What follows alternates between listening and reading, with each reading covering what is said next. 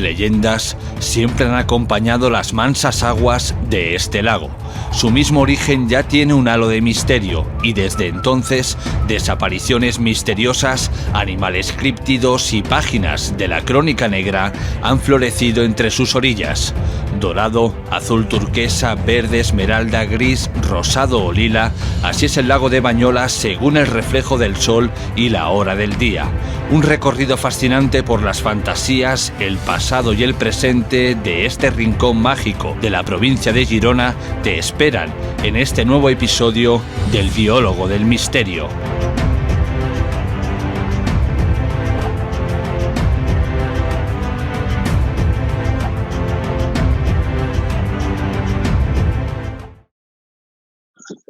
Bueno, pues muy buenas, bienvenidos todos un día más al canal del Biólogo del Misterio, aquí conmigo.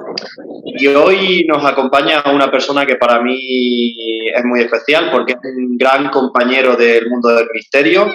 Es una persona con la que periódicamente tengo el gusto de colaborar, que es Jorge Ríos, director de Informe Enigma, un programa de radio que se emite en Radio Playa de Aró, en Gerona, pero también participa en muchas otras emisoras a nivel nacional aquí en España.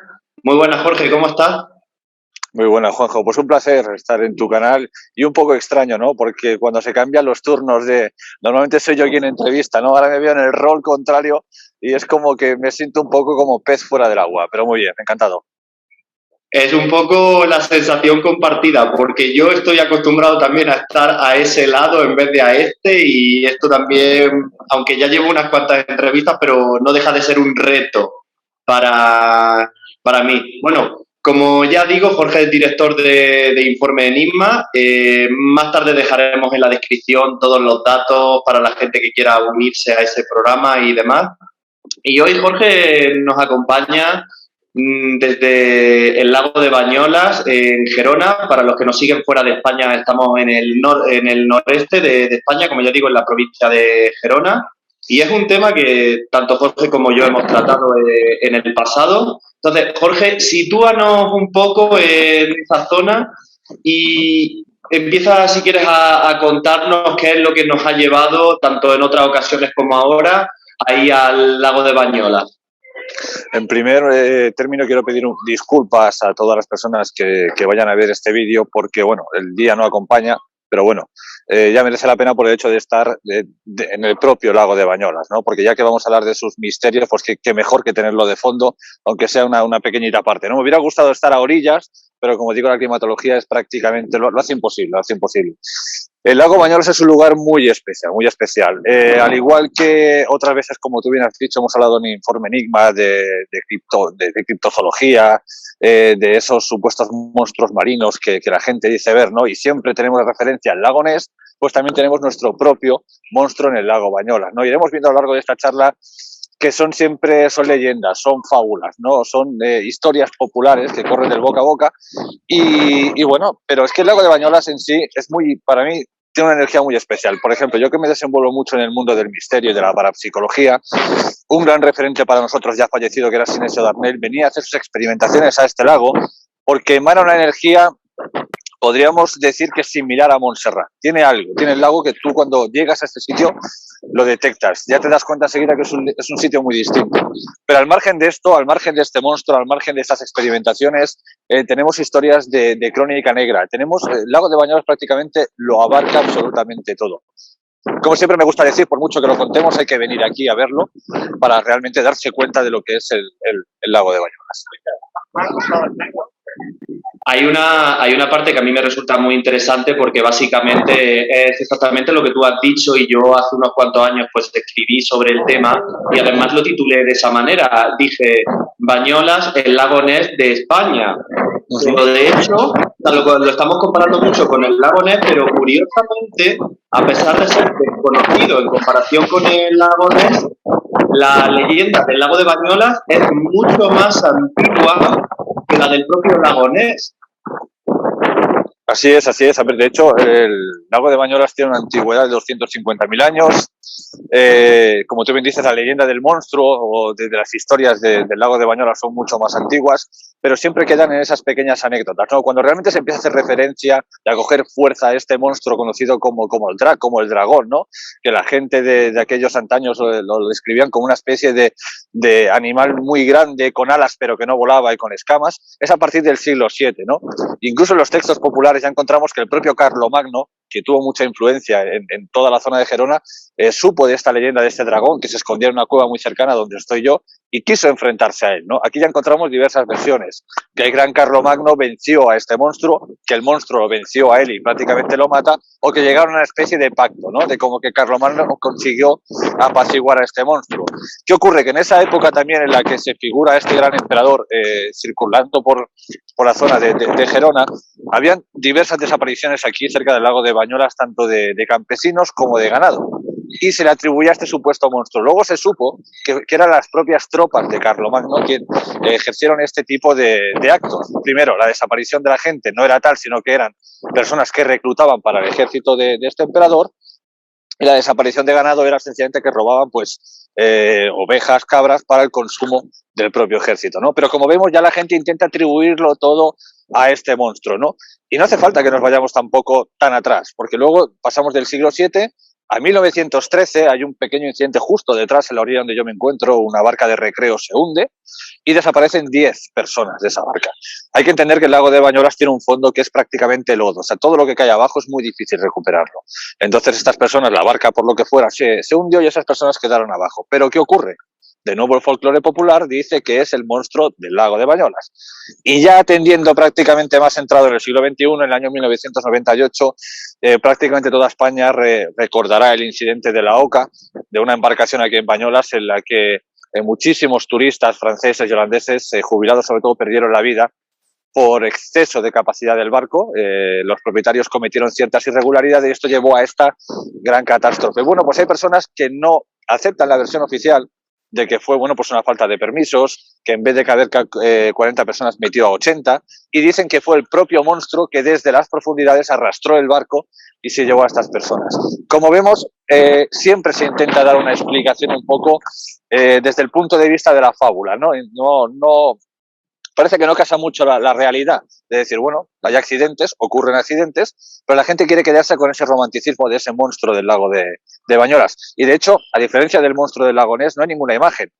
Aunque también sabemos que esa imagen del lago Ness es ficticia, que hizo R.K. Wilson, que la grabó la fotografía en 1934, del lago Ness ni siquiera tenemos eso, ni una imagen ficticia, tan solo tenemos litografías, dibujos de esa época de Carlomagno, y que como tú ya hemos hablado también en el informe Enigma, siempre, casualidad o no, se asemeja al plesiosauro. Sí, bueno, en realidad casi todas las leyendas en torno a monstruos marinos o lacustres, porque en este caso pues estamos hablando de un lago, siempre la morfología que se le atribuye a esos supuestos animales pues es la de grupos ya extintos de reptiles marinos, o sea, completamente adaptados a la vida en el medio acuático.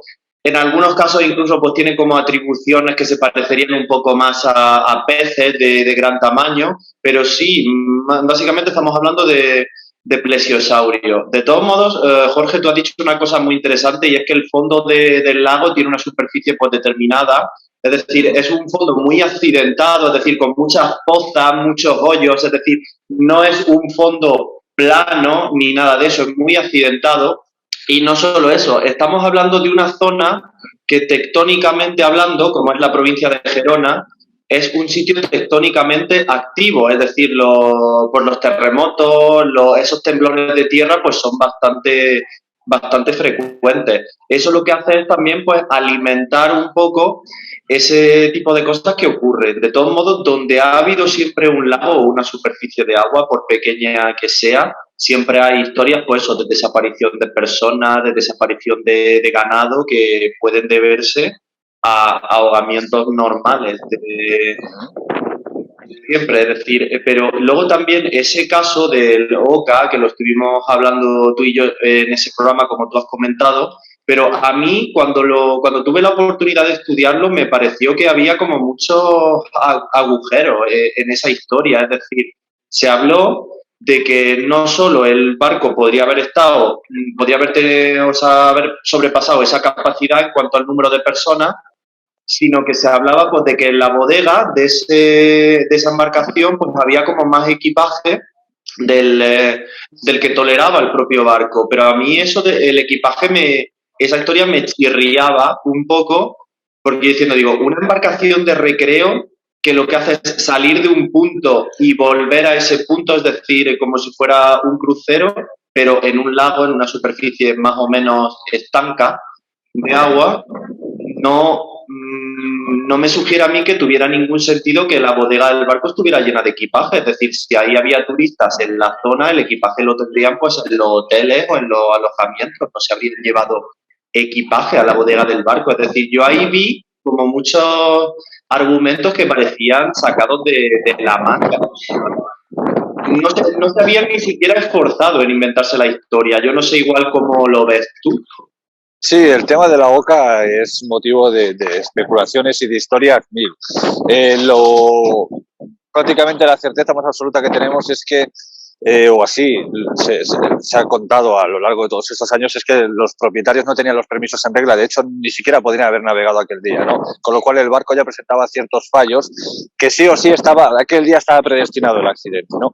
Ya si fue por sobrecarga de equipaje, más sobrecarga de los pasajeros y demás, quién sabe, ¿no? La desgracia ocurrió y ya digo que siguen hoy en día las habladurías de que fue aquel monstruo quien desde la superficie pues se los llevó para abajo, porque de hecho a día de hoy hay muchos cuerpos que no se han recuperado y siguen en ese fondo de lodo y no se recuperarán nunca, ¿vale? Pero como digo, la leyenda, el folclore, el romanticismo, ¿no? Le tenemos un monstruo, le tenemos algo escondido en las profundidades, eso siempre llama la atención. Hay animales así a modo gracioso por aquí, bueno, ya hace poquito que fallecieron, que los tenían muy bien cuidados, ocas de gran tamaño, ¿no? Que la gente les venía a dar de comer. Es decir, sí que han habido animales más grandes de lo normal, pero animales que conocemos, que todos podemos ver. Pero un plesiosauro, ¿ves? Ya empieza a soplar muchísimo el viento. Un plesiosauro como Dios manda a Bañolas, yo de momento, con todos los años que llevo viniendo, no lo he visto nunca. A ver, hay que darse cuenta de que también un plesiosaurio pues, es una criatura de determinadas dimensiones. Es decir, para que una criatura así se mantuviese, debería haber una población pues importante de presas. Es decir, y no creo que un lago de esas características pues, fuera capaz de mantener una población de presas que al mismo tiempo pudiese mantener a un plesiosaurio. Y luego que por muy longeva que una criatura sea, para que una criatura viva siglos, honestamente, animales que viven todo ese tiempo se pueden contar con los dedos de una mano. O sea que, sí, por todos lados vemos que hay agujeros, que entra el agua y que la historia pues se va hundiendo. Nunca mejor utilizada esta comparación. Bueno, Jorge, dejando un poco de lado ese posible monstruo, que ya hemos visto que esto pierde agua por todos lados, ¿qué más historias hay por esa zona que sean dignas de conocer para la población? Por ejemplo, que a ti te venga a la mente. Hablando así, como siempre digo, desde el folclore, desde la cultura popular, justo, a 3 kilómetros de aquí del lago se encuentra otra zona que se conoce como las Astunas, que son como unas cuevas que hizo precisamente el lago en su origen.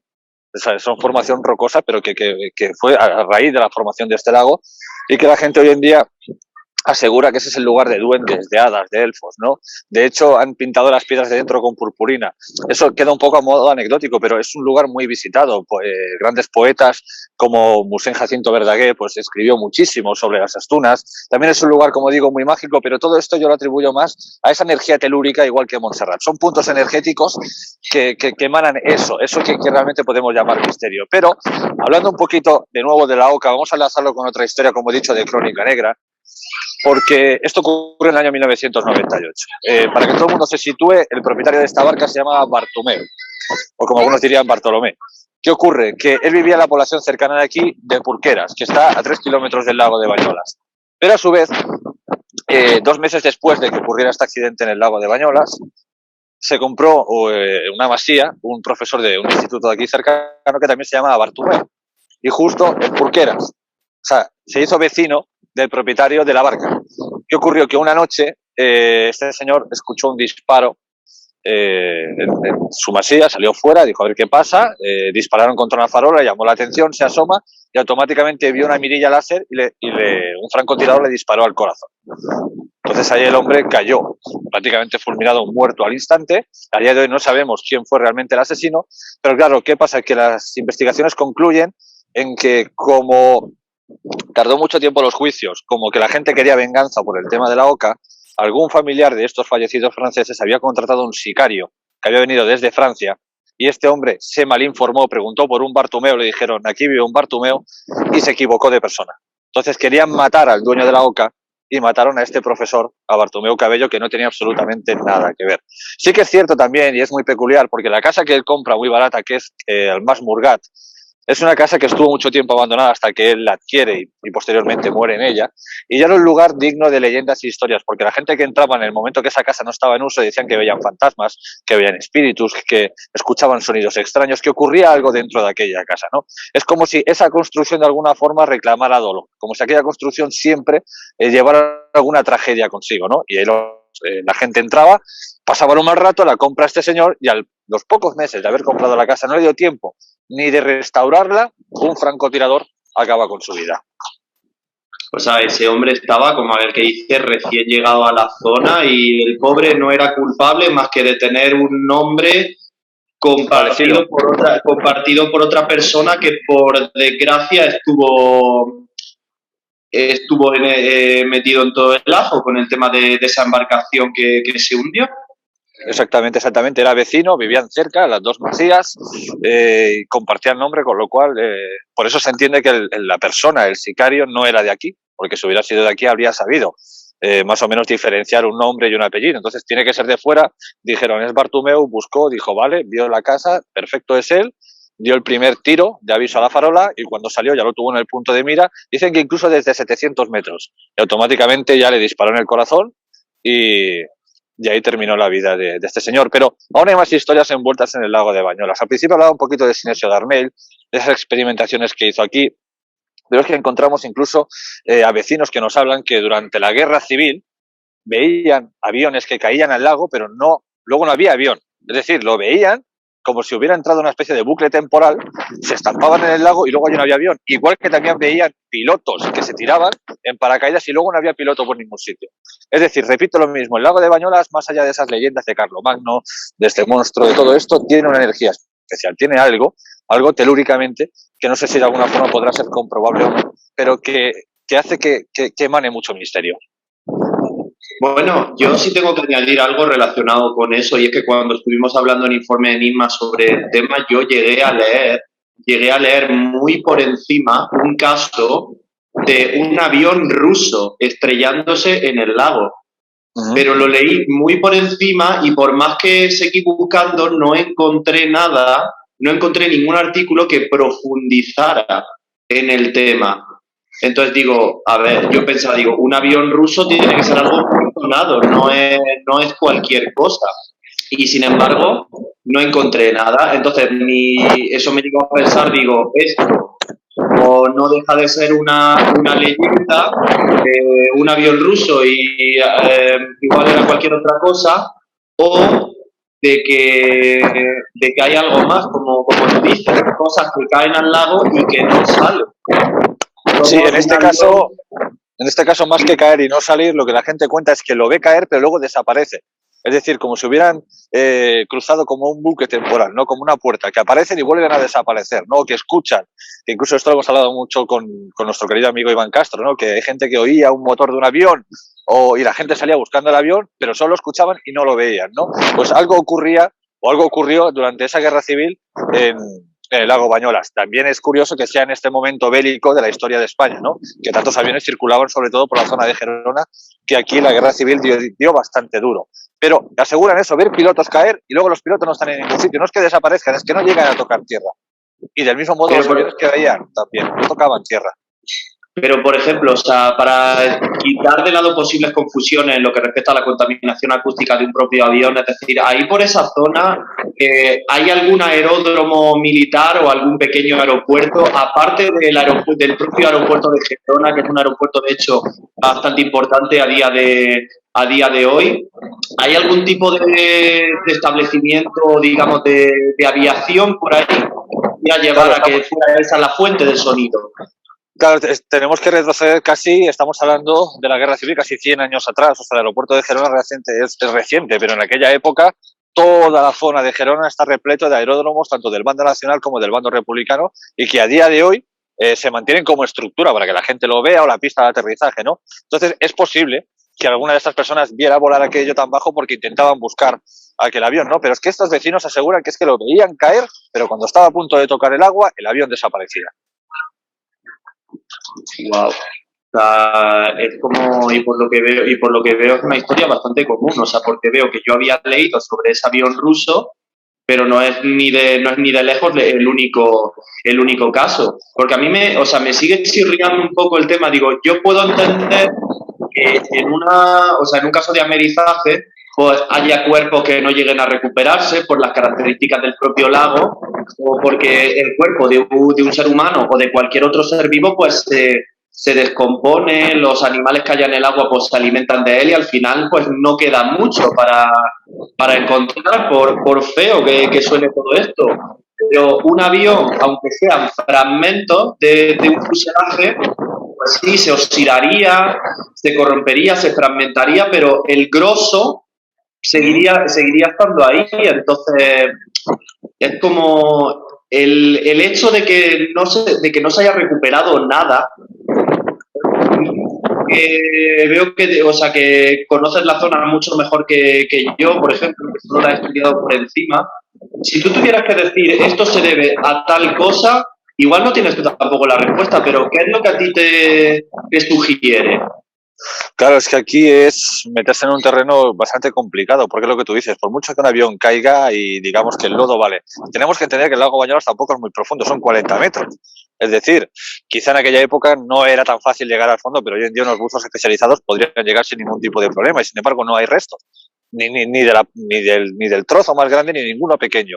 Con lo cual yo me mantengo un poquito en esta estela de misterio que, como digo, que envuelve toda esta zona, ¿no? Que de alguna forma alguien vio, o lo que llaman un avión fantasma, o vieron que entraba alguna cosa y salía.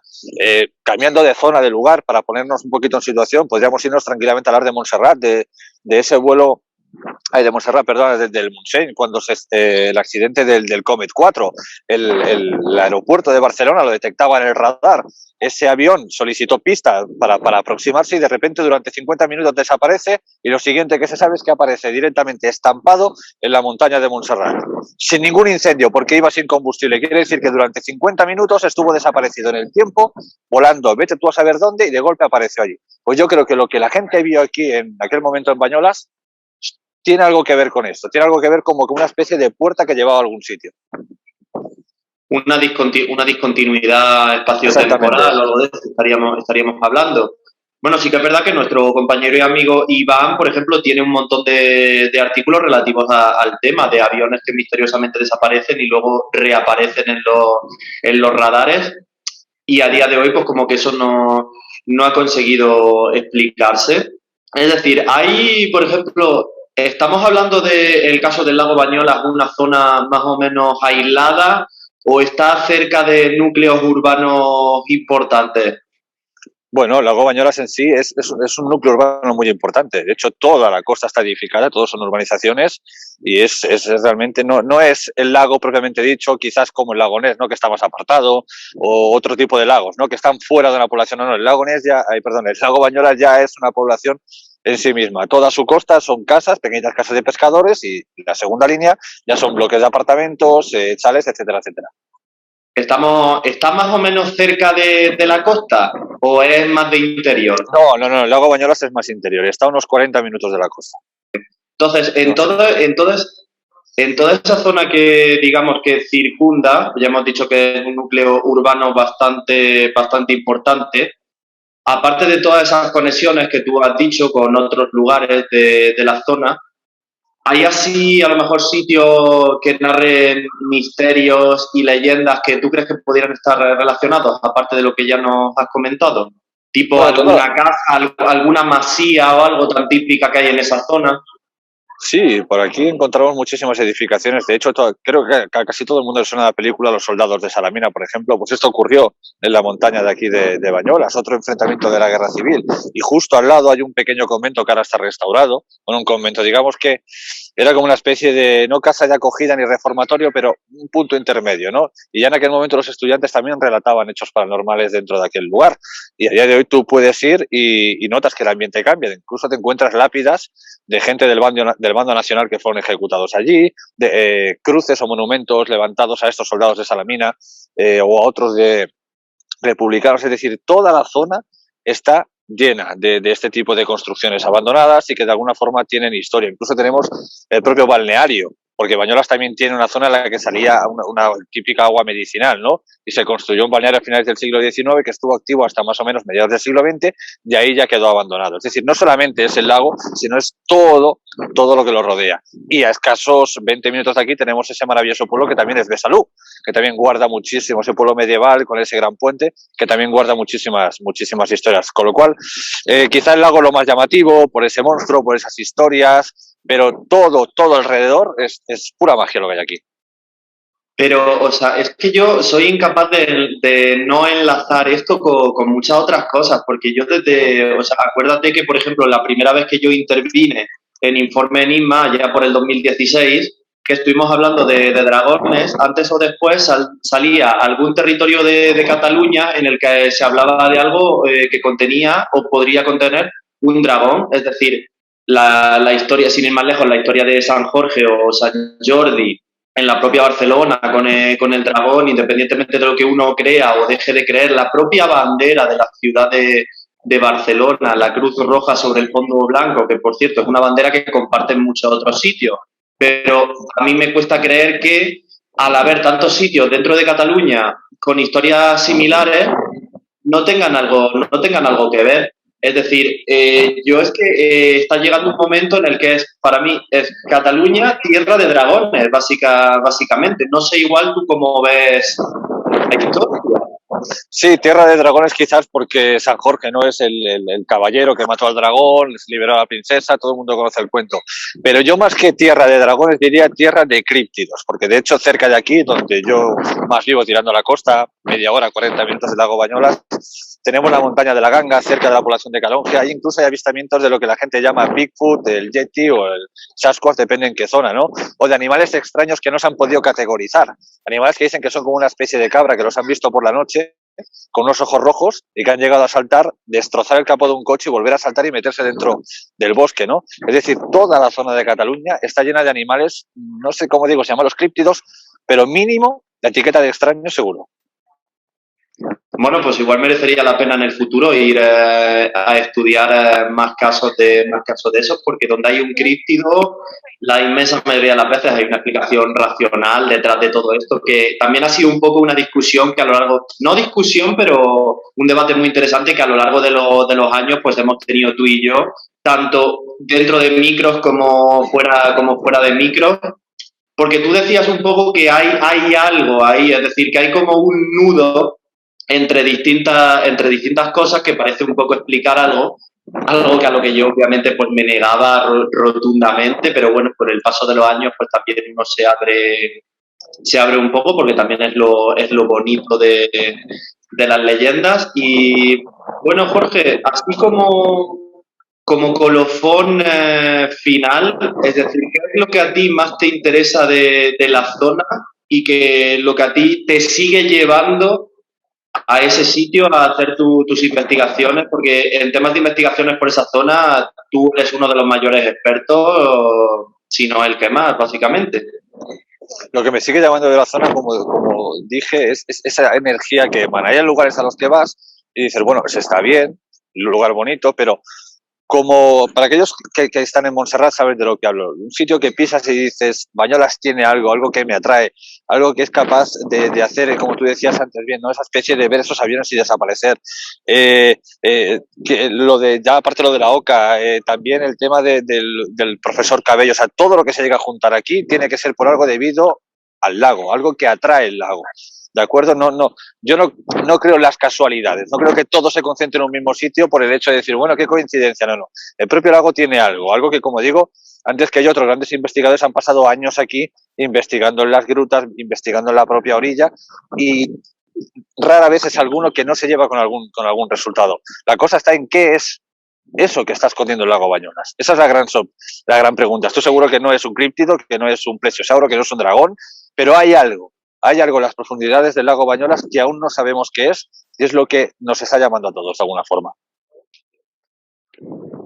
Bueno, pues o sea, después de toda esta intervención muy, muy interesante, porque ya digo, el lago de Bañolas era algo que yo había tocado débilmente en el pasado, pero Jorge, pues tú dentro de lo que cabe, pues periódicamente podemos decir que vuelves, sea al lago en sí o a la zona de alrededor, que hemos visto que es básicamente podríamos decir que la comarca del misterio, más que no solo el propio lago.